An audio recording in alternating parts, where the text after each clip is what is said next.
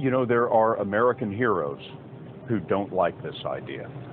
Neil Armstrong, Gene Cernan have both testified against commercial spaceflight in the way that you're developing it, and I wonder what you think of that. I was very sad to see that, because those guys are, those guys are heroes of mine, so it's really tough. You know, I wish they would come and visit and see the hardware that we're doing here, and I think that would change their mind. They inspired you to do this, didn't they? Yes. And to see them casting stones in your direction. Difficult. Did you expect them to cheer you on? So they're hoping they would.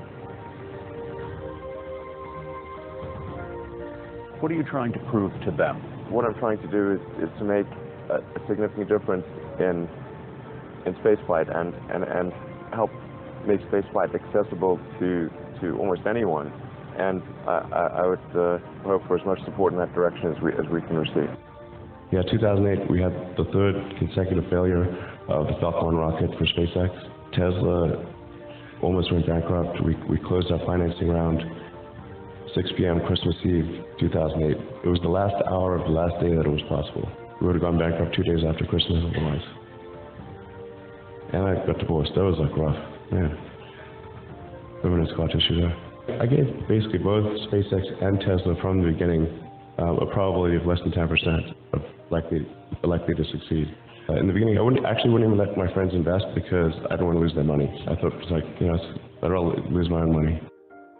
We almost did die at SpaceX actually. So I budgeted for 3 flights.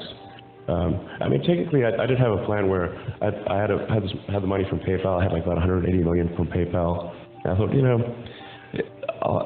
I'll allocate half of that to SpaceX and Tesla and Silver City, and that should be fine. I'll have 90 million, like just lots, But then what happened is things cost more and took longer than I thought. So I had a choice of either put the rest of the money in or the companies are going to die.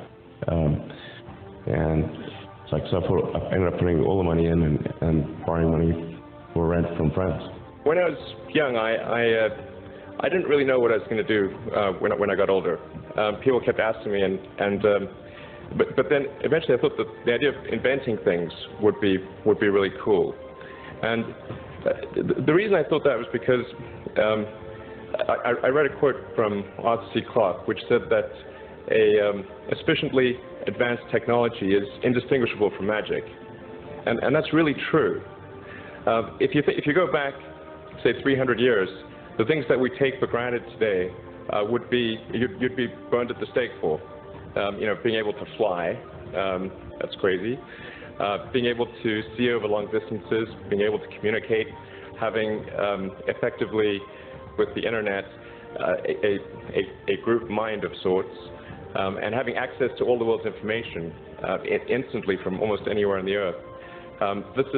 This is stuff that really would be magic, or would be considered magic in times past. In fact, I think it actually goes beyond that, because there are many things that we take for granted today that weren't even imagined in times past. They weren't even in the realm of magic.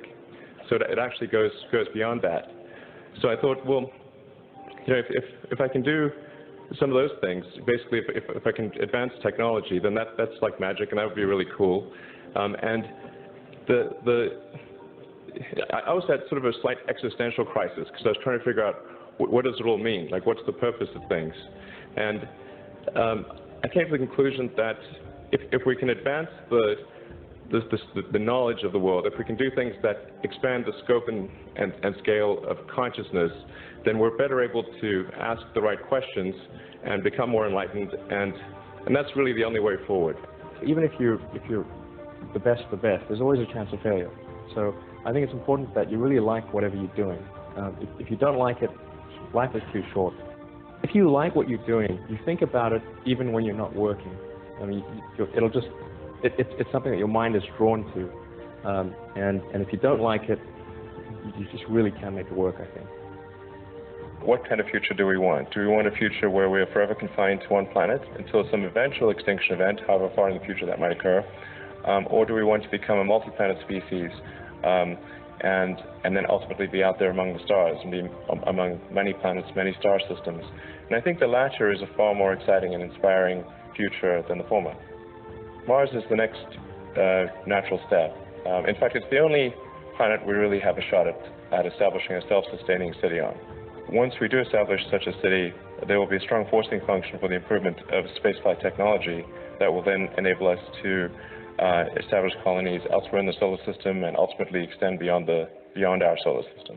What gets me more excited is the fact that this would be an incredible adventure, maybe like the greatest adventure ever. And it would be exciting and inspiring, and there need to be things that excite and inspire people. Yeah. There have to be, reasons why you get up in the morning. It can't just be solving problems. It's got to be, something great's going to happen in the future.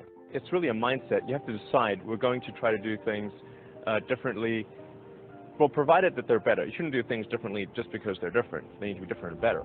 But I think you just have to sort of decide, let's think beyond the normal stuff and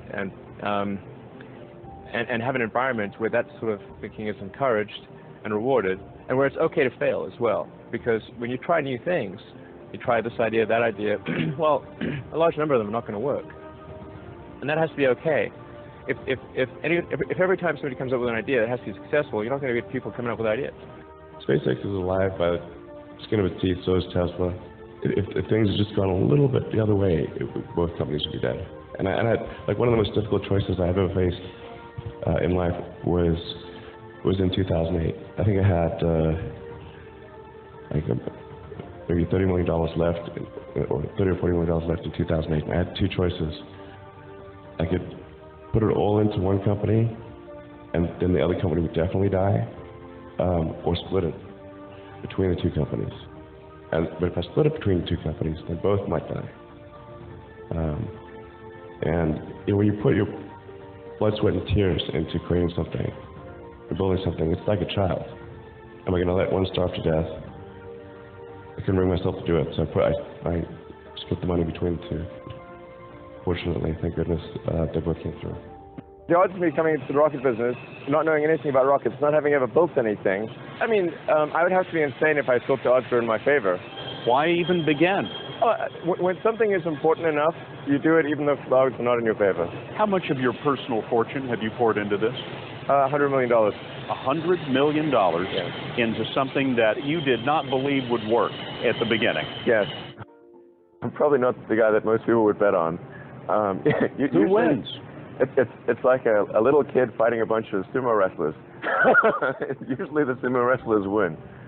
We're a little scrappy company. Every now and again, a little scrappy company wins. And I think this will be one of those times.